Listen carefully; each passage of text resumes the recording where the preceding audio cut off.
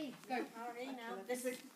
This term, we've already started the RE with Why Did Jesus Tell Stories? So looking at two very familiar stories, The Good Samaritan, The Prodigal Son, but looking at sort of the message behind them. So they do a lot of work with sequencing the story, acting it out. We had some great role play last week, I think, of the Good Samaritan. All wanted to be the robbers and the thieves battering in. There you go.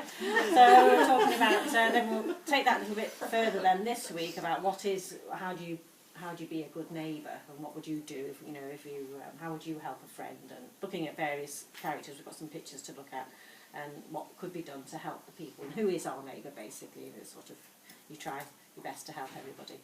And the prodigal son as well, looking at the message behind that, the idea of forgiveness. So they'll do the story first of all, and acting it out, and looking at PowerPoint and hearing the story read to them, and then start to dissect it a little bit about what's the message behind the story. So they really enjoy the role play, so we'll carry on with that. And then after half term, we're looking at how the Jewish people express their beliefs and practice.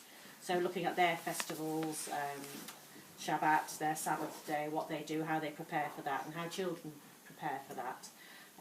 Looking at Hanukkah and Passover, looking at the teachings of Moses and how the Jewish people look to the Torah as their special book. So they've heard about the Bible, but they won't really have heard about the Torah and what that means to the Jewish people. So it's just touching on each of the areas, really. Not going into sort of great depth, but just showing how Jewish people celebrate their beliefs.